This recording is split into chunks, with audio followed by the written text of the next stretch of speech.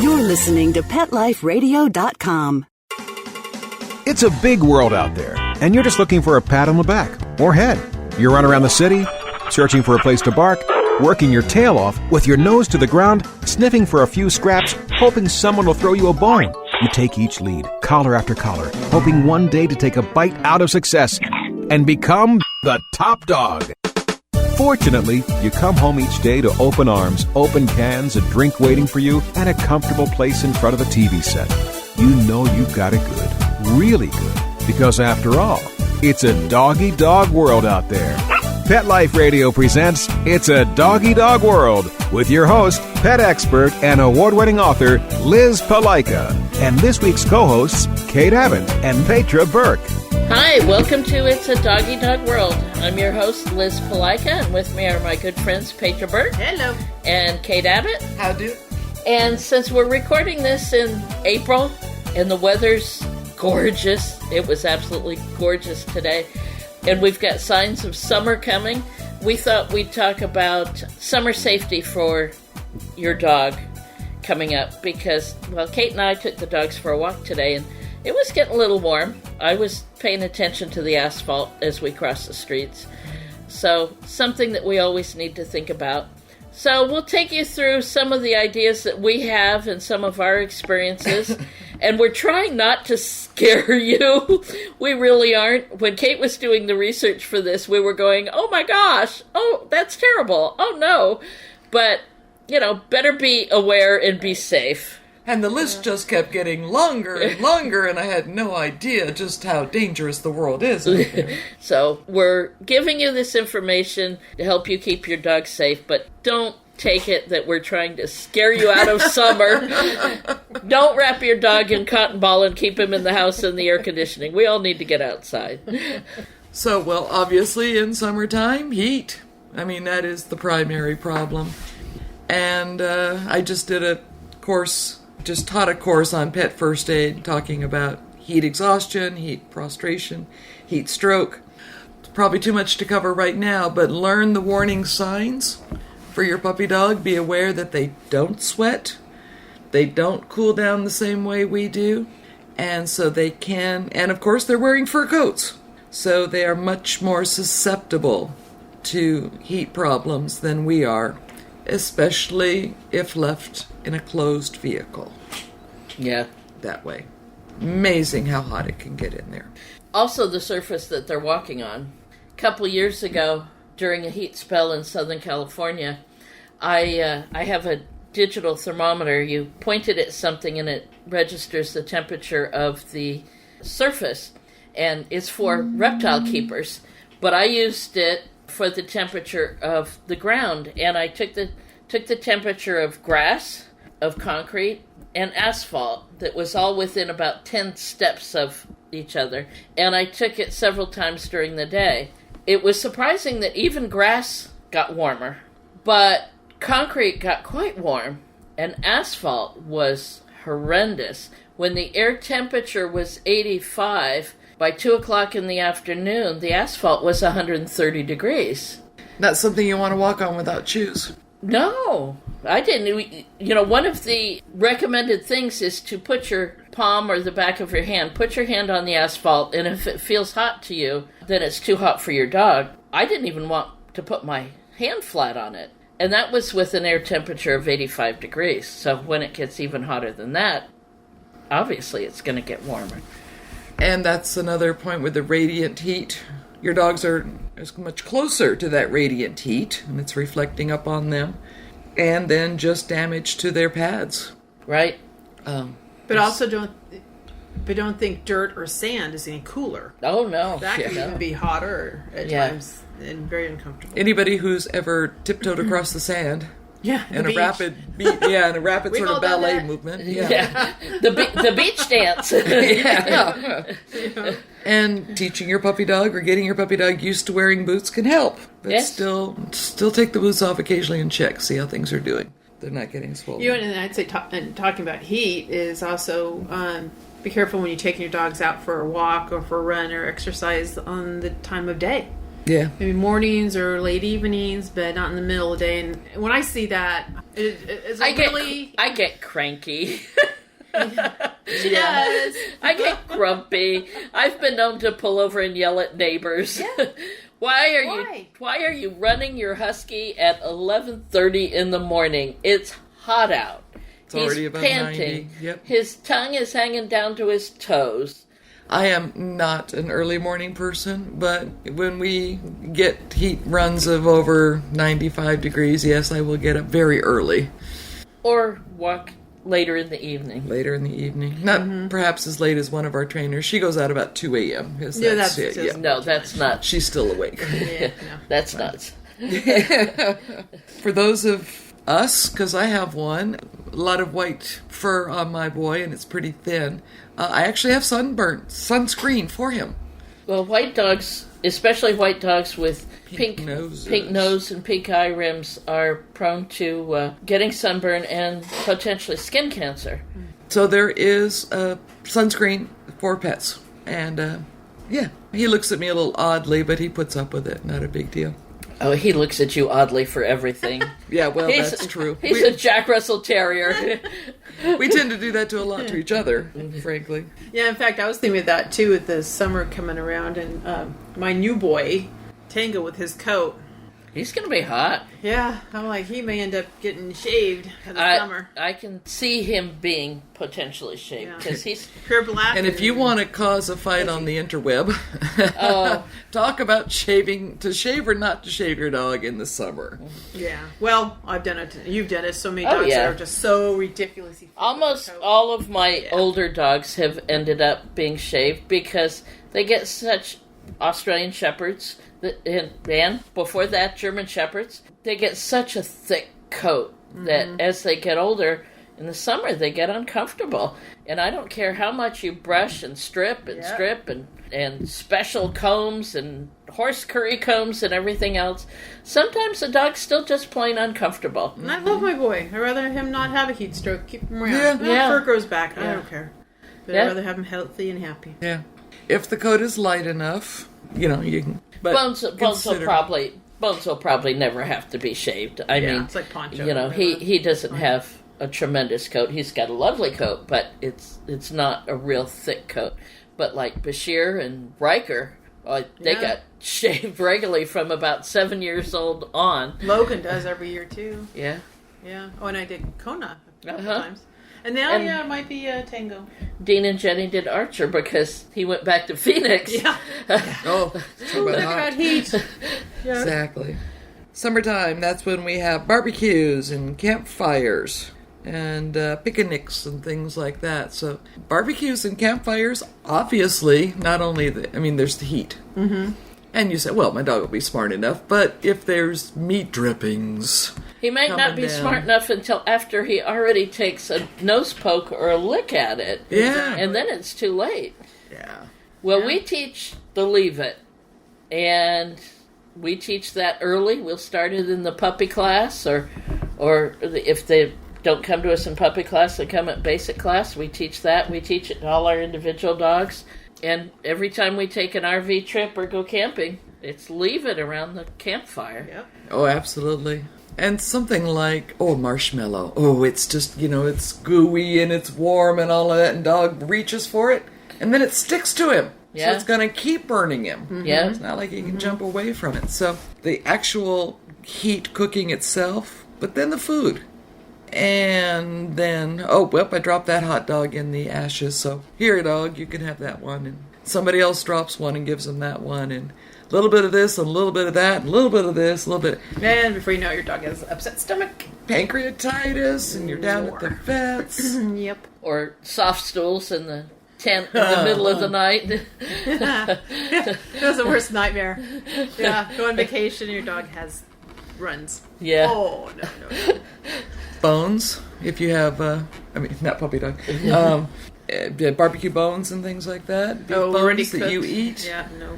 And then, be careful with them. Are you just throwing them in a bag? I think all three of us try to, because we take the RV out a lot, we go camping a lot, we go trips, different things. We've all done tent camping. We've all done cabin camping, the whole variety. And I think we, for the most part, try to keep our dog on his normal diet. Yeah. He may have a tiny bit of a treat, a bite of the end of the hot dog, but not a whole lot of other stuff. And if friends are with us or family's with us, they're told in no uncertain terms they're not allowed to feed the dog. Yeah, exactly. I mean, first you're camping. Can you get to a vet? Do you even know where a vet is? It doesn't have to be an emergency visit. I mean, that could just ruin your whole trip. Yep. So just keep it on the regular diet. Tell everybody else. No And feeding even the dog. if you're having a backyard party and so forth, hang the little sign around your dog's neck that says, do not feed. If you love me, don't feed me. Or put him away. Put him away. Put him away. Even if he enjoys the party and he's friendly, put him away. Especially if if there's out, you're going to be ready to barbecue before food, then put him away. Or especially if there's alcohol involved, put him away. Yeah, I've known more than one dog that actually enjoyed alcohol, so that they can get alcohol poisoning just like people can. Yeah. My dad had a hound who loves to share some beer, but he got just a little bit in a saucer. Yeah, he didn't go around the party slurping down everybody's red Solo cup that way. So, but don't automatically assume that your dog's not going to want it. They might. He might, or he might try it. Ooh, that smells good. There's an awful lot of drinks that are a little sweet. Yeah. And dogs like sweets. Yep. I'm sorry, just flash on Quill would end up liking olives and martinis, yeah. Martini dog. Shaken, not stirred. Sorry. Okay. The alcohol, the feta. Ooh, how about the weeds? Oh. Foxtails, Everything's goat growing. heads. Oh, What do you call those little burrs? The little round, pokey things. Oh, yeah. Clover burrs. Clover burrs. clover burrs. They're going to be everywhere. I know, driving to work and back every day, and the fields Are gorgeous. They're beautiful, but they're so loaded with foxtails. Yeah. It's Well, incredible. Kate and I drove up to check out a potential campground to stay at today, and wandering through this lovely meadow ringed with campsites, and there were half a dozen different kinds of grasses and weeds growing with little pokey things. Yeah. They were still green right now, but in Soon a as couple they're months, dry. yeah, we won't be walking on that lovely meadow in 3 months. No. I was stopped in traffic on a country road, looked over and went, gosh, those foxtails are about 5 feet high. Yeah. Yeah, they're Side just, of the road. just appear on the road that come home. Yeah, they're extremely high and full. So hopefully you guys all know what foxtails look like. It's a Look like seed the for a fox's grass. tail. Yeah. Well, they look like little darts. Yeah. And that's tip the on thing. They have a tip, they go in, but they also have little barbs going the opposite direction. So they don't come back out. No. They are a one-way arrow. And those are the ones that get stuck in ears, nose, mouth, Paws. eyes, paws, and work Thick their coat. way a whole. God, when they go between the toes on the paws and just start heading up Yeah. into the... And they don't x-ray, so trying to find them, if they've gotten into the body, well, it's miserable. When I was a vet tech, we must have spent 2 weeks trying to deal with a golden retriever who had one just floating around in his body somewhere, in his abdomen. One of my dogs, Riker, who had been shaved before a camping trip, got one in his side over the rib cage that somehow I missed when I was brushing him and checking Oh, him. yeah, that's happened to me. Yeah, and when I did find it, it was already about a half an inch into his body. And I just felt a little bit that was out. Yeah. And it was like, oh, no. I felt like such a bad dog parent. But I was also probably not terribly wise, but I felt it and just went, ah, Paul. Yeah. And then it was like, well, maybe I left pieces in there, but I didn't, thankfully. It healed up. But the part that was in, that was bloody, was a good half an inch. It was just working between his ribs. They're just obnoxious. Yeah, they're terrible. So fox, yeah, just things, and you have to check your dog after every walk. Sometimes I'll stop in the middle of a walk. And then, of course, getting to know the holding one foot up walk. Some dogs will just stop and go, Others will just go, what? There's no problem. I'll keep moving. Yeah, Bones is the stoic kind. He just keeps going. Walter's the kind that goes, Fix it. Fix it. Fix it. That way. Yeah. But no, I get used to your dog being handled, touched all over, and right now I check my guys every night when I get home. Mm-hmm. I leave here, and like last night, they all get checked over, paws, everything. Yep. Because between, and at my house, I have those darn little whirly thingies. The spiral ones? Yes. And those are horrid. Ay. I was 2 out of Tango yesterday. Yeah. They're and awful. they Brush tangle and then up take a comb. They tangle up in the hair, and then they form a mat. Yeah. So my fingers run through every inch of their body to make sure I don't feel anything. It is another mark on the side of shaving your dog a bit. I mean, I've got Walter the Cockapoo, so he's got kind of poodly-like hair, but I'll shave him down. He picks up everything. He's a Swiffer. Yeah. And everything gets stuck in his coat. Today at the campground, at one point, he was kind of fussing, and he had this big branch of something stuck to him, to a back leg, and just as I told Kate that something stuck to him, he used the other back leg and kicked it off, and it fell off, but it was just... how he does that. They just go, they suck onto him. Oh, there's Walter. The shorter his fur is, the easier it is for me to find it and get it out of there before it gets into the skin. Yeah. Mm-hmm. Except for his mustache. I still leave his mustache. Because that one time when I saw him snip up a foxtail, I saw it going up his nose. That stash gave me something to grab onto real quick and pull the foxtail back out. Yeah. Besides, he's never not had one, so I don't know. Anyway. It's a nice handle. Yes. When you need it. All right, well, we need to take a break for our sponsors, so hold on. We've got a lot more to talk about when we get back. Sit. Stay. It's a doggy dog world. We'll be right back after a short pause. Well, 4 to be exact. You know that feeling when you go to clean the litter box and it's a complete disaster? Yeah, we've got you covered. Introducing World's Best Cat Litter Zero Mess, the advanced litter that gives you 2 times better clumping and more odor control with less litter. Zero Mess combines the concentrated power of corn with super absorbent plant fibers. Translation, scoop once and you're done. Find it at a pet store near you and save $2. Visit www.saveonworldsbest.com. Everything we tried failed except the Dynovite. The standard run-of-the-mill tests and treatments. Cortisone, antihistamine, multiple creams, antibiotics, spray, multiple prescriptions, steroid injections, spray, sharp antibiotics, steroid creams. No results. It was neglect. The other owners didn't care enough about him to take care of him and to give him the nutrition he needed. A nutritional supplement like Dynovite. To be the healthy, happy dog he is today. DINOVITE.com. If you want the dog to be healthy, you got to feed it something healthy. Put some nutrition in your dog. The vet that I trust recommended Dynovite. The dog I have today, because of Dynovite, has a sparkle in his eye, a lush coat, healthy skin. When you rescue a dog, you've got to feed him right for life. Dynovite will make your dog a happy dog. Dynovite is nutrition. Dynovite for life. 859-428-1000. 859-428-1000. DINOVITE.com. Hi, I'm Dana Humphrey, the founder of Whitegate PR. We have been specializing in PR and marketing in the pet industry for over 10 years. If you have a pet product or service you would like to promote, give us a call. We can help create awareness for your brand on TV, radio, magazines, newspapers, and blogs. Feel free to reach me directly at 619-414-9307 or learn more on our website at whitegatepr.com or follow us on Facebook. Let's talk pets Let's talk pets on Pet Life Radio. Pet Life Radio. PetLifeRadio.com. We know you're begging for more.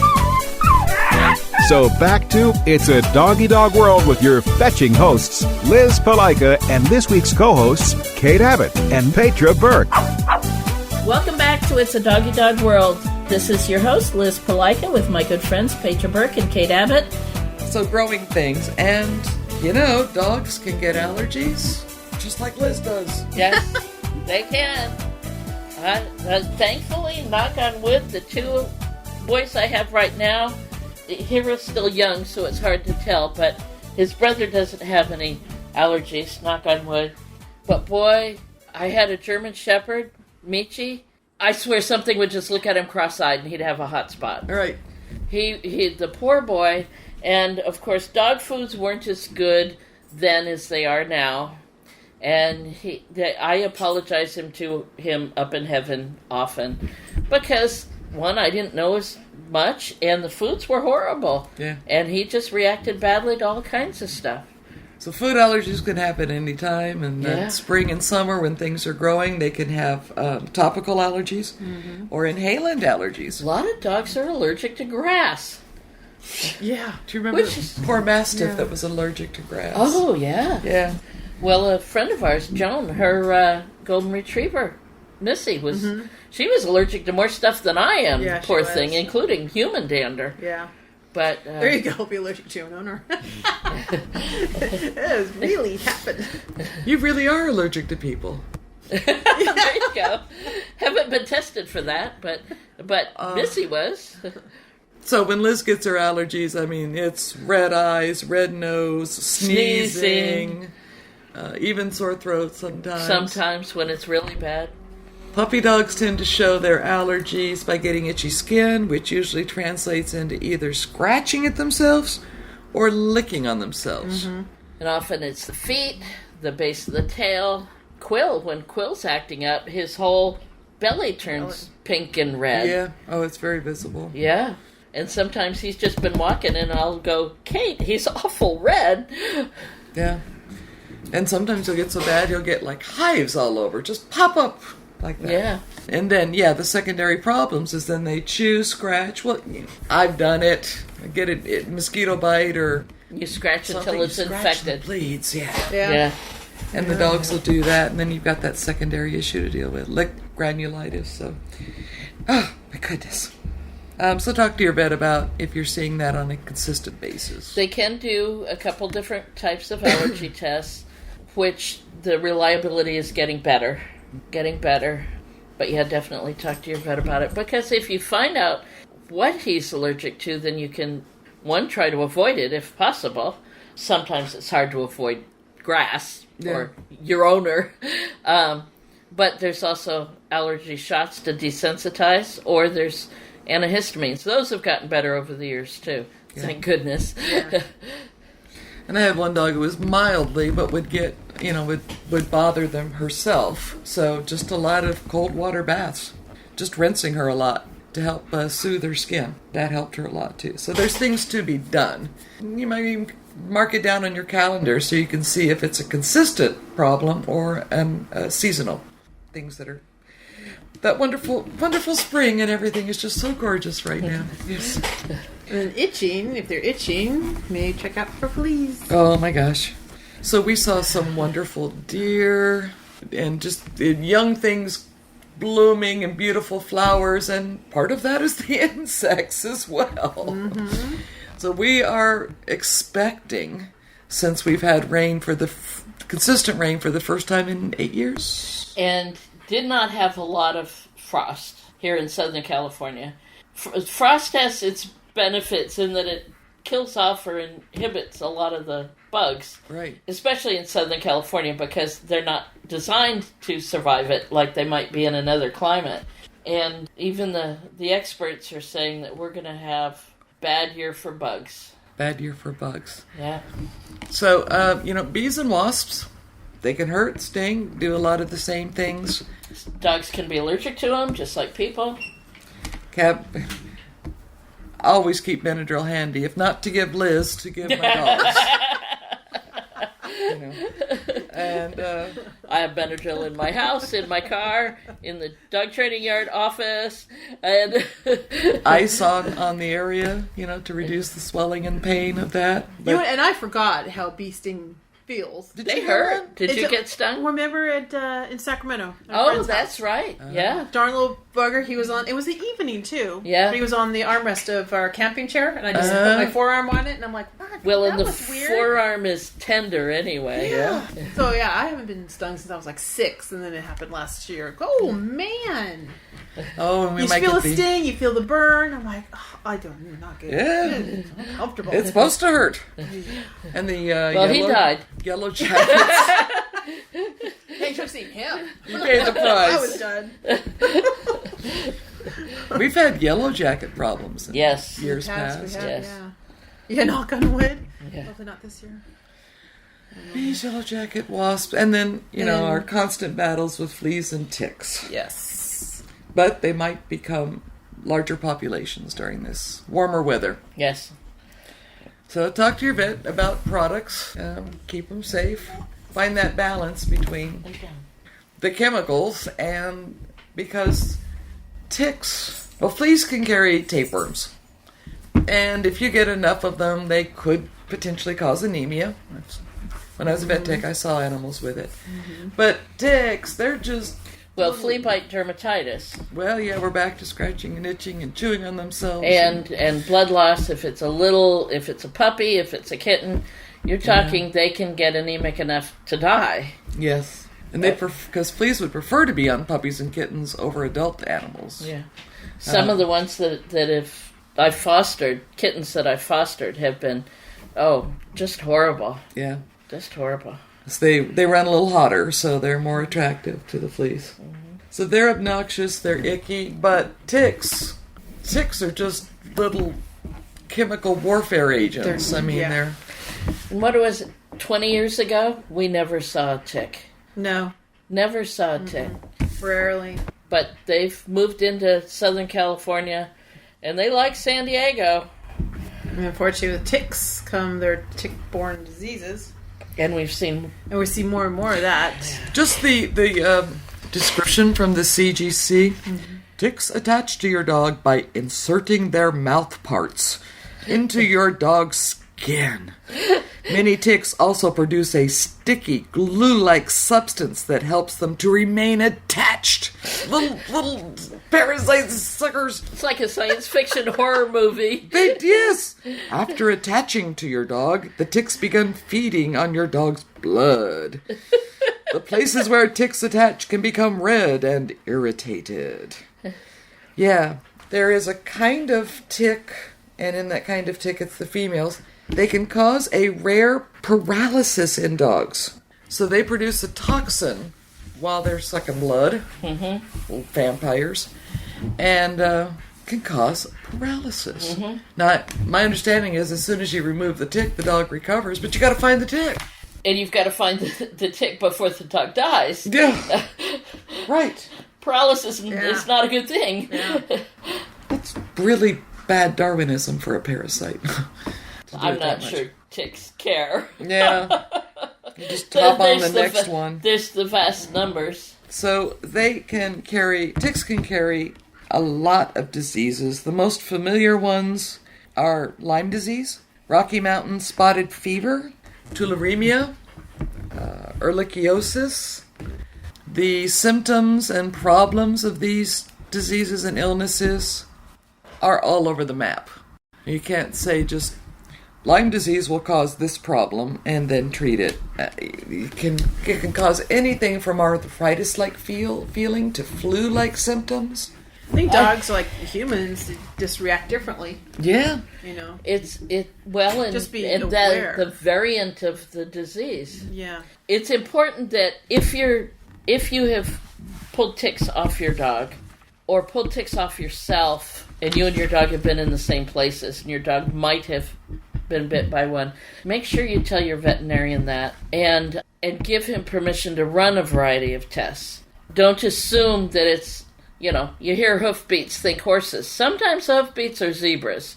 And with ticks especially, look for zebras because these diseases are terrible.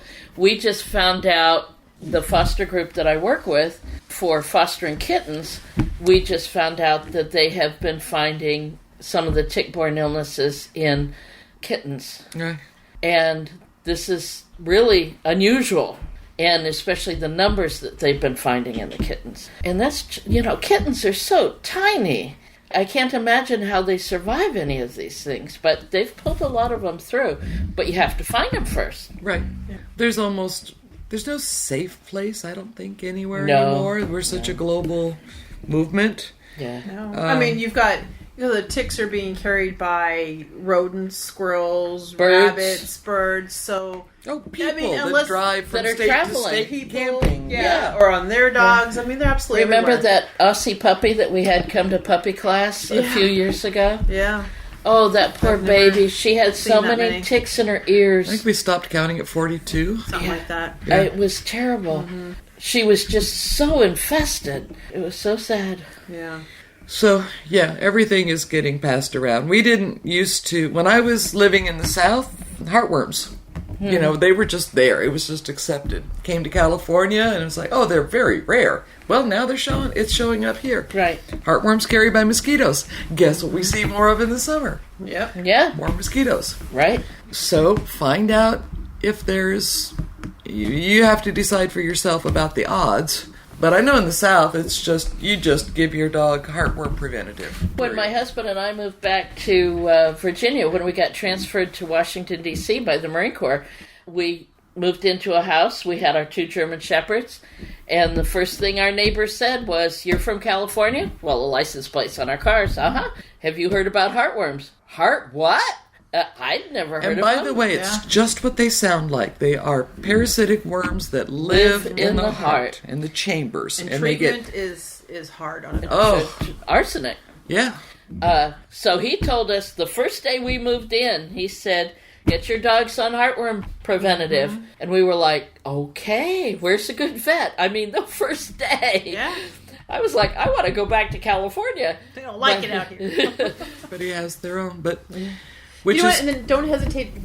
Speaking about it, don't hesitate asking your vet what's going on and what they're seeing. Oh, we ask them often. All the time, yeah. You know, what are you seeing? Both to Yeah. see if parvo's going around, we need to worry about the puppy classes, or leptospirosis. leptospirosis, giardia, Show up. all that stuff. So on a kind of related note, if you go on vacation to a new area and you find out what is endemic to that area or what precautions the people in that area should take with their pets.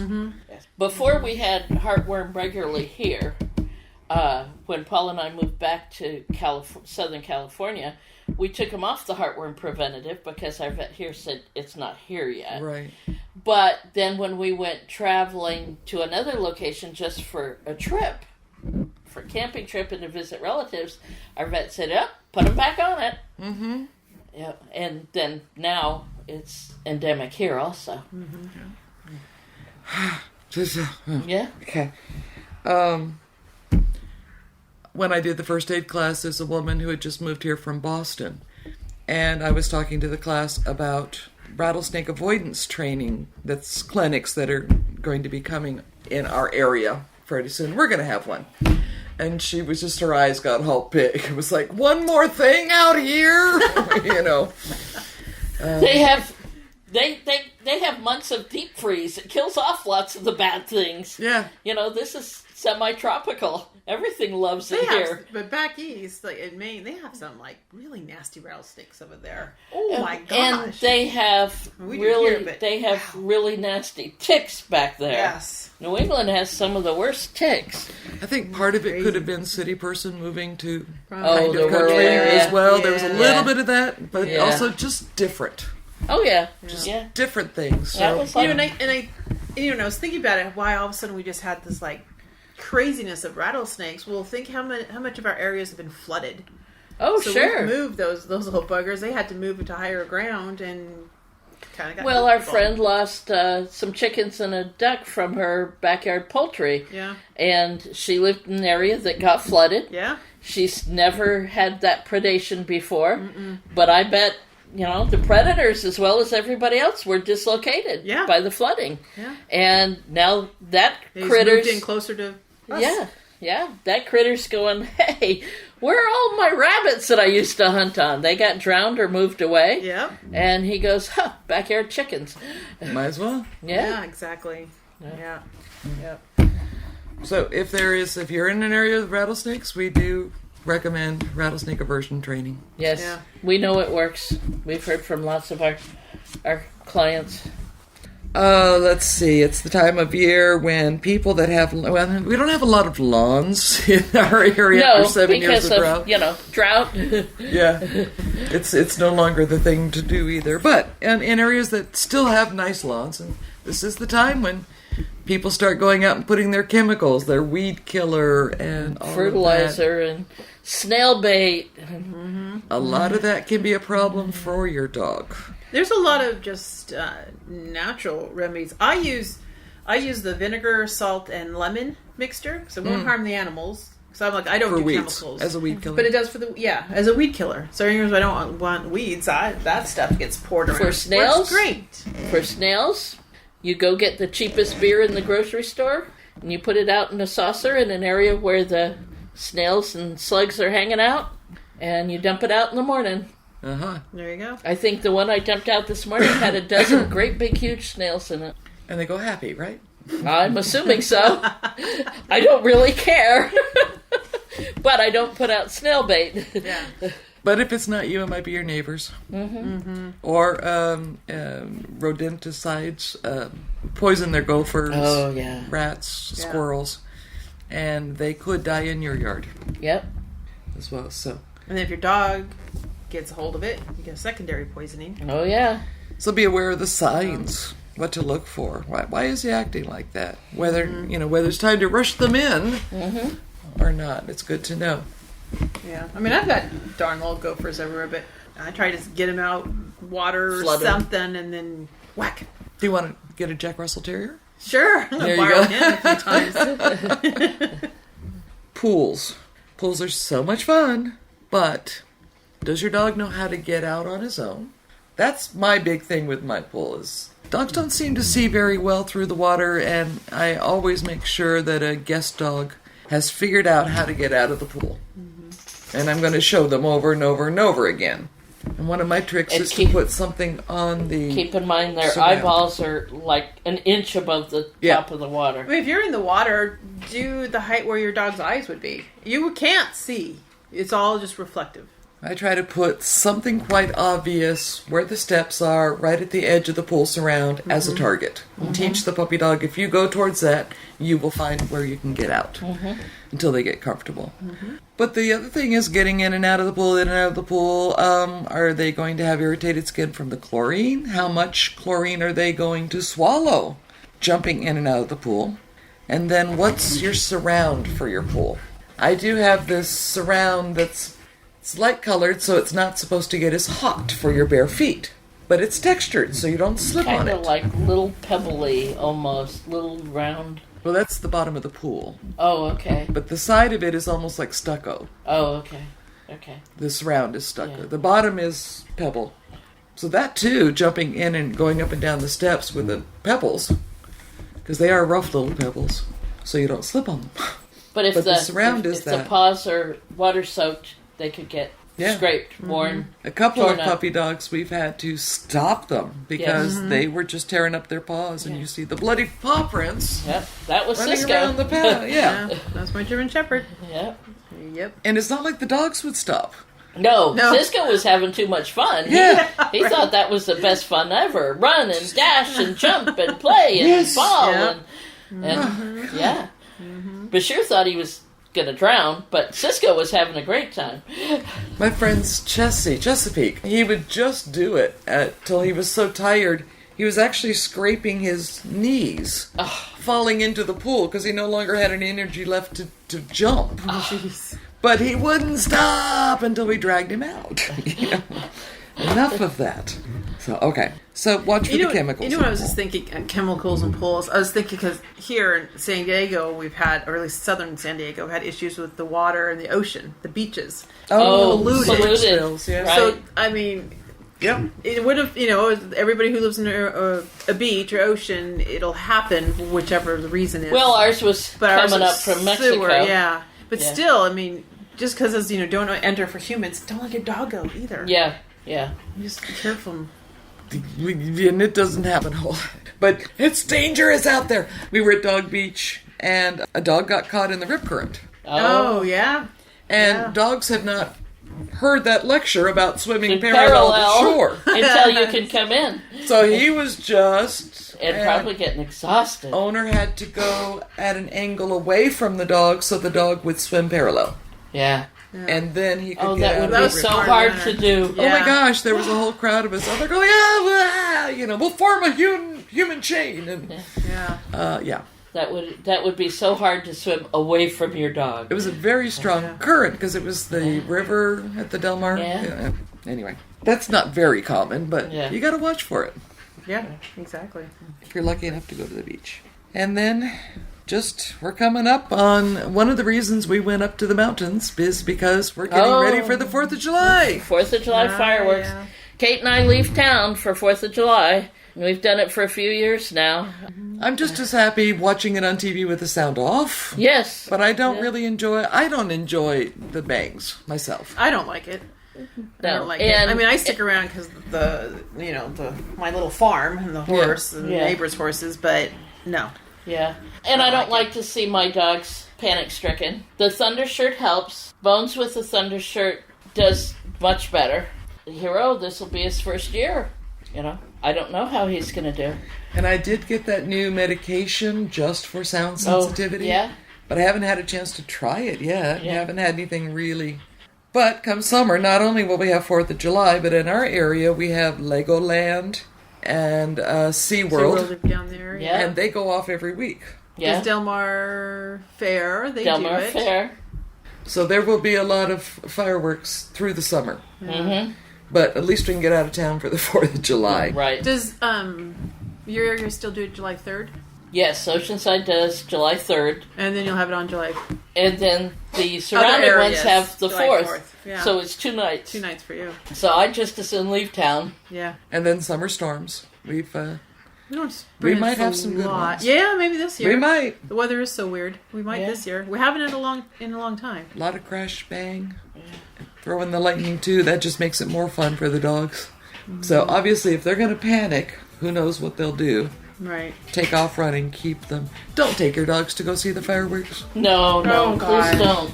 Don't think that'll get them desensitized. It won't. No.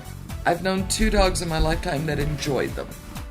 But don't take them to go find out. I mean, stay away and find out. So, I mean, summertime is a great time to spend time with family and your dog is part of your family. Do it safe. Yeah. Enjoy it. Like I said, we're not trying to panic you. We're not trying to scare you. We want you and your dog to weather summer safely.